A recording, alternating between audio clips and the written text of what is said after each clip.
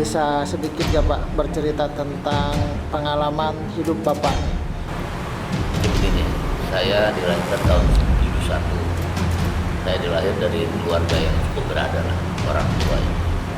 Tapi karena memang Jembatan Besi ini kan dulu terkenal daerah yang kurang baik lah.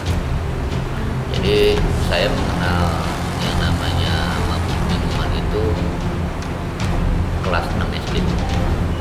Saya mencoba mengenalnya itu, tapi terus berlanjut hingga tahun saya mendapatkan satu hidayah itu sekitar tahun 2000-an. Nah, jadi dari masa perjalanan itu saya memang sangat kelam. Jadi melakukan kejahatan itu yang namanya mabuk pil koplo, kalau sekarang itu ya kan, dulu zaman dulu BK itu, terus ganja, ya kan, pokoknya yang berbenturan dengan narkotika itu memang udah saya alami gitu. Jadi mungkin saya waktu itu ingat, sampai sekarang masih ingat saya satu sebuah kejahatan saya itu ketika ada sales rokok yang ada bunganya bang, saya congkel, saya ambil satu bal rokoknya di Samsung. Saya keadaan waktu itu memang keadaan mabuk. Setelah saya mengambil, saya ada rasa puas. Saya berdiri di sampingnya. Sales itu nanya, Pak, ada yang lihat bongkar ini saya enggak? Dia sampai menangis. Waduh, saya harus mengganti berapa kepada perusahaan. Akhirnya situ saya, karena saya waktu memang terpengaruh alkohol dan minuman segala macam dan obat-obatan terlarang, saya anggap cuek aja. Tapi sampai saat ini itu momen yang sangat saya sangat menyentuh saya gitu. Ya, dosa yang sangat paling saya ingat. Jadi pada saat itu hingga sekarang saya kalau misalnya ketemu sales itu mungkin bisa saya ganti Pak. Tapi kan nggak bakal mungkin, saya kan tidak mengenal sales itu. Jadi akhirnya saya ganti ini dengan perbuatan positif, dengan kembalinya saya untuk membina kawan-kawan saya juga, diri saya, supaya menjadi orang yang berguna. Di sekitar tahun 97 sampai tahun 2000 saya kerja di salah satu perusahaan Mitsubishi Motor. Saya bekerja dari supir sampai sehingga terakhir menjadi supervisor. Di situ saya mengalami juga satu hal terburuk yang dialami oleh sales tersebut kepada diri saya. Saya juga harus sedih waktu itu. Ada satu barang yang hilang, saya juga harus menggantinya. Berarti saya berpikir, oh, ketika dulu saya berbuat kepada orang lain, hingga akhirnya sekarang terjadi juga kepada diri saya dan saya harus mengganti. Itu kerugian yang sangatlah, dan satu tindakan kebodohan yang sangat juga buat diri saya. Setelah tahun 2000 saya sudah tidak bekerja lagi. Saya mendampingi lah yang namanya sahabat saya Kiai Habibur Rahman Masuki untuk mendampingi, menyupiri lah mobil beliau ketika dia menjadi seorang pemudik ke luar kota, ke Cirebon, ke Bogor, kemana, pokoknya saya selalu mendampingi dalam keadaan mabuk. Saya bilang sama Ustadz itu, Ustadz, saya kan mabuk, kenapa harus saya yang bawa? Saya ada kekhawatiran waktu itu, takut ada yang terjadi kecelakaan atau apa, tapi Ustadz itu yakin saya bisa membawa mobil hingga sampai tujuan. Tapi alhamdulillah memang ketika saya mendampingi beliau selama sekitar hampir 4 tahun, 3 tahun lah, itu tidak terjadi apa-apa. Saya merenung satu langkah bodohnya saya, tapi saya melakukan perbuatan yang merugikan orang banyak. Akhirnya saya juga ketika mendampingi mubalik Kiai Haji Abdurrahman Masuki itu ketika berceramah, saya selalu duduk sama di pinggir pojok. Sampai kapan saya harus seperti ini? Akhirnya alhamdulillah alhamdulillah lah saya menemukan ini tahun 2003. Kemarin itu saya sudah coba merubah sedikit demi sedikit sholat 5 waktu, dari 1 waktu, 2 waktu, 3 waktu.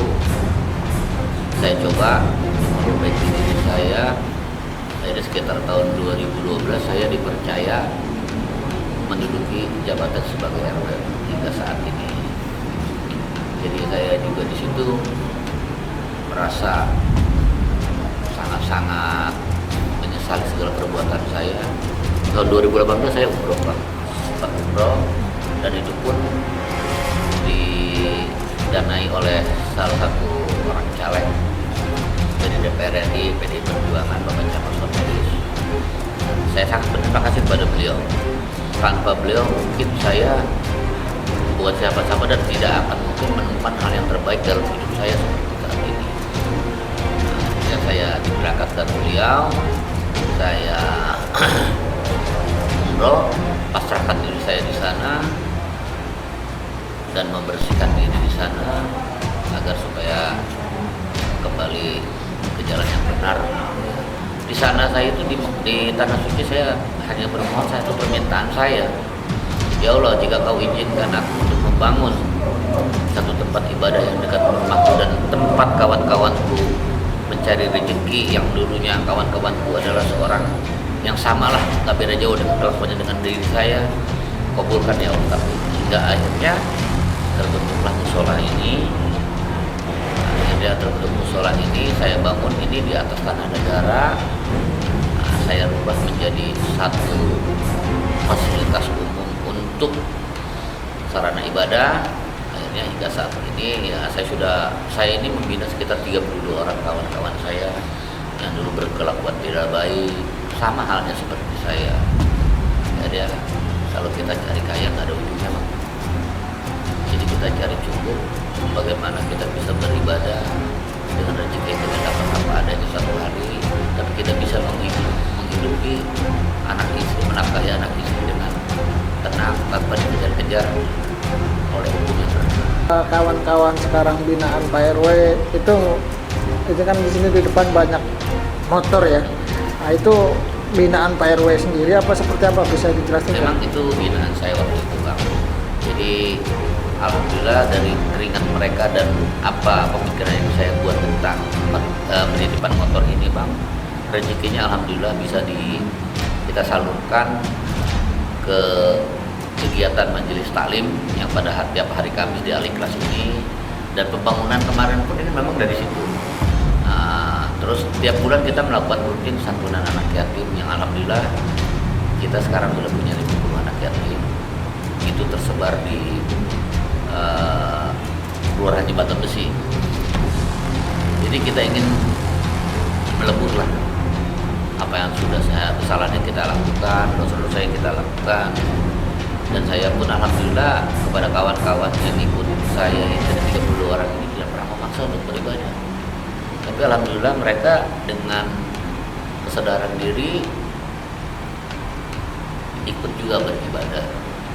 Itu walaupun belum sampai ada yang 5 waktu, tapi kan saya alhamdulillah saya bergembira melihatnya kawan-kawan saya ikut juga masuk ke dalam musola ini untuk beribadah. Jadi kalau sekarang saya kadang suka berpikir kepada kawan-kawan, suka berbicara subuh, zuhur, asar, maghrib, isya, itu 5 waktu. Ada tambah lagi 1 waktu adalah mati. Jadi kalau ketika kita belum 5 waktu itu kita mati, bagaimana? Kawan-kawan ini yang seumuran saya ini sekitar 60% memang dulu adalah kawan-kawan yang berkecimpung di bidang yang sama, bidang kejahatan yang sama lah gitu. Dan kalau sekarang ada beberapa yang agak usianya agak muda ini, itu adalah binaan saya yang 40% itu bagaimana mereka dulu suka minum, suka narkoba. Saya bilang sudahlah, tapi alhamdulillah kita berikan pencerahan tiap hari tanpa bosan-bosan. Akhirnya mereka juga bisa ikut di sini dan akhirnya mengikuti apa yang saya arahkan. Saya harapkan kepada kawan-kawan, kalau kita ini udahlah, kalau sudah cukup ya sudahlah, lebih baik kita jadi orang katro ya daripada kita berurusan dengan Pak RW ini membina kawan-kawan sudah berapa lama Pak RW di dalam penitipan motor ini Pak RW? parkiran ini sudah berjalan sekitar 13 tahun Bang. 13 tahun dari, mohon maaf ya Bang ya, mungkin untuk parkiran baru 1, 2, 3 motor hingga saat ini. Intinya kan saya selalu percaya kepada apa yang sudah diajarkan oleh agama kita. Intinya satu apa? Sabar dan ikhlas. Tapi alhamdulillah dengan sabar dan ikhlas sekarang kita mendapatkan buahnya yang bisa dinikmati oleh anak istri saya dan kawan-kawan saya. Kalau mengenai lahan ini sebenarnya adalah tanah negara, bukan tanah Pemprov, ya kan? Yang kata orang sekarang mungkin ramainya ini adalah tanah Pemprov atau apa ya kan?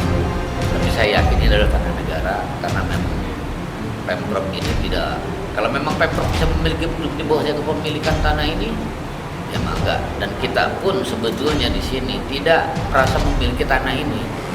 Jika memang negara membutuhkan untuk pengembangan ataupun untuk satu yang manfaat buat masyarakat, ya kita siap. Ya kan? Tapi dengan solusi kawan-kawan saya ini yang sudah saya bina ini, jangan kembali lagi ke alam yang lalu, karena walaupun bagaimana kita itu penyakitnya ada di perut. Kalau perut sudah terisi, manusia akan berpikir, tidak buat jahat itu akan berpikir. Tapi kalau perut tidak terisi, anak istri dan dia pasti berbuatnya tidak baik, melakukan hal yang negatif. Oke, satu lagi Pak RW, pesan buat kawan-kawan mungkin yang melihat nanti video tayangan ini, kawan-kawan yang masih belum mengikuti arah yang diajarkan oleh agama, nah, terus yang sudah menjadi satu binaan dari Pak RW sendiri, pesan apa yang Pak RW ingin sampaikan? Jadi harapan saya begini, harapan saya ini kita hidup hanya satu kali. Yang tadi saya jabarkan ada 5 waktu dalam sholat, itu adalah hal yang wajib untuk kita lakukan sebagai seorang muslim dan umat beragama. Yang satu lagi adalah mati. Jadi kalau kita yang dari 5 waktu itu belum ini, apa kita mau langsung ke yang nomor 6 mati? Karena hal yang tidak mungkin. Jadi saya hanya berpesan kepada kawan-kawan saya ataupun orang yang saudara-saudara yang menonton apa yang di tayangan ini, saya mohon kalau kita bisa berbuat baik, berbuatlah baik dari sekarang. Jangan sampai kita mengulangi kebodohan-kebodohan yang pernah kita lakukan.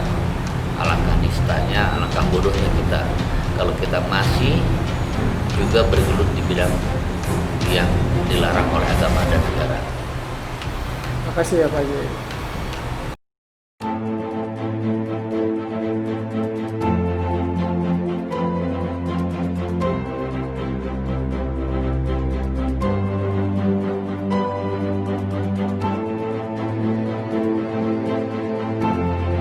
Kami hadir di tengah Anda.